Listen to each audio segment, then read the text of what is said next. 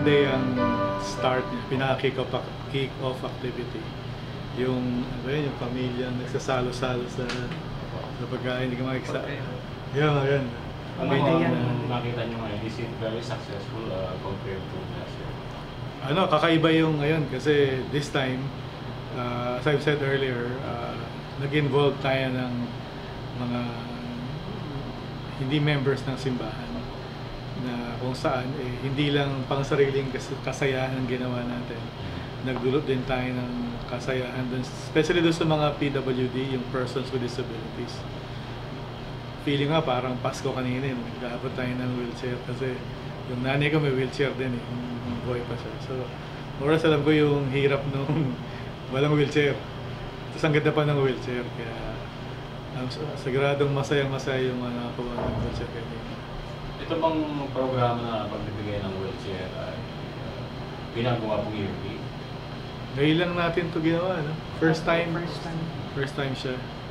Paano mo nagkaroon ng come up with ideas, President? Sa public affairs na pag-usapan yun, no? Opo. Anong napagkasunduan na yun na nga po, bigay ng wheelchair. Pero ano po, ever since yung church po natin, very active na sa mga ganyang klase ng mga community service po project. And ngayong year, napag-decidean nga po dito po sa Tagupan State, sa Church of Jesus Christ of Latter-day Saints, and yung mga members po ng public affairs na this year, wheelchairs naman, nakipag-coordinate tayo sa mga members po ng church from sa headquarters po sa Manila, and then naging maganda po yung resulta. May mga inaabangan pa po wheelchairs na yung mga yan. Hindi pa po kompleto yan, so may mga second batch po. Initial. Oo. So ilan po lahat talaga ang beneficiary? 33 ang pumasa. Yung noong una akala ko yung one wheelchair fits all. Hindi pala.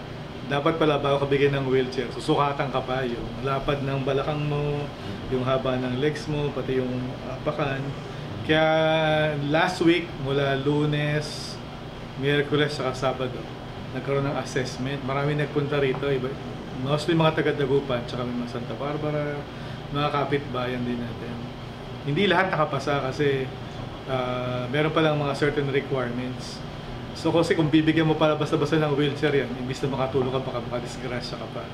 So si Mr. Capuli, si Rosel Capuli, siya yung nag-assess, professional siya, na siya yung nagbigay ng assessment kung pwede ba itong tao na to o hindi.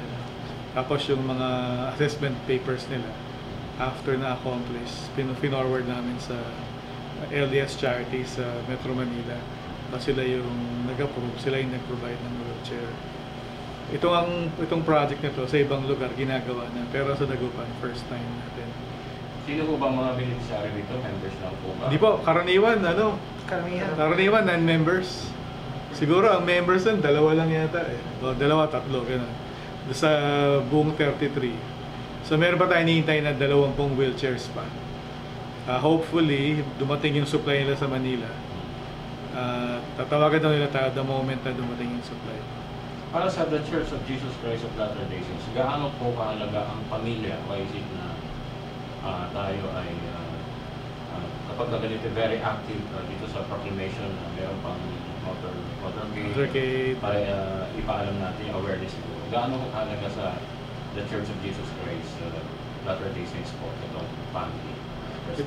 Kasi itong family ito, parang ito yung kumbaga sa halaman yung nursery, where yung nanay at yung tatay, they nurture and protect and help sustain yung growth ng mga bata. Diba yung building block ng society, yung pamilya. So if we have stronger families, we'll have stronger societies. If we have stronger individual members ng pamilya, mas malakas yung pamilya natin. So even though we celebrate this once a year, pero sa simbahan, every day is family day. Especially pag Monday at Sunday. Baka gustong magtanong po ng mga panood ito ba sa Dagupan lang po sinelebrate itong Manila ito. Hindi, buong Pilipinas to. Parang ano to nung panahon ni President Fidel Ramos, gumawa siya ng batas na yung huling linggo ng September is Family Week celebration.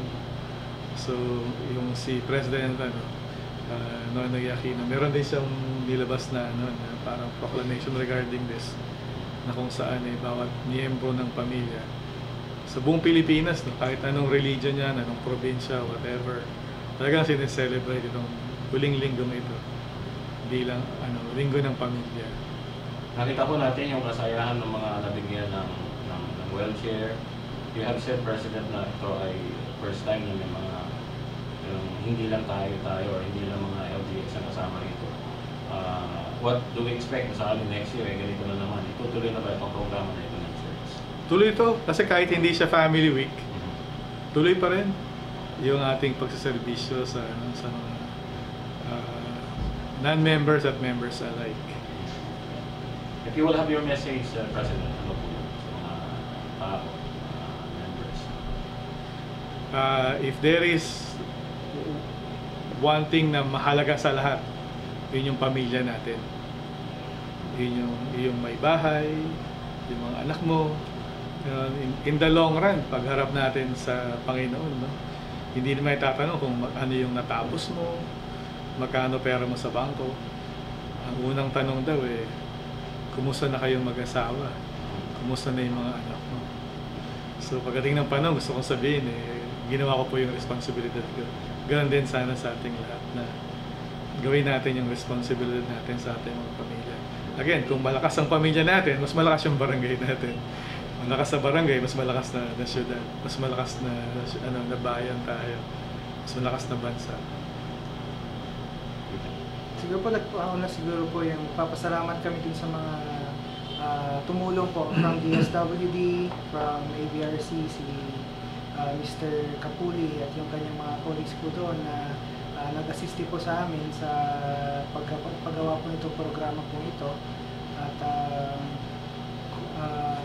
yung kahalagahan po ng pamilya ay dapat yun po yung una nating priority sa ating buhay.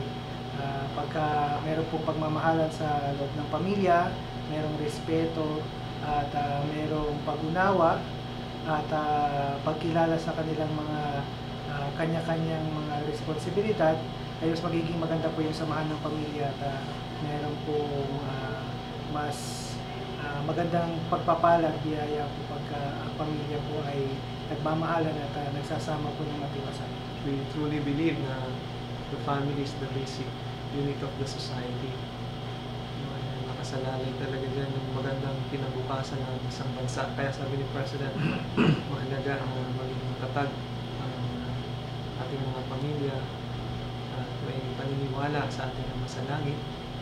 Wherein kami nagpapasalamat sa Kanya at naging instrumento tayo na ma-share yung Kanyang blessings not only among the members but among our friends. And again, it proves na when we are in the service of our fellow beings, we are only in the service of our God. Salamat po.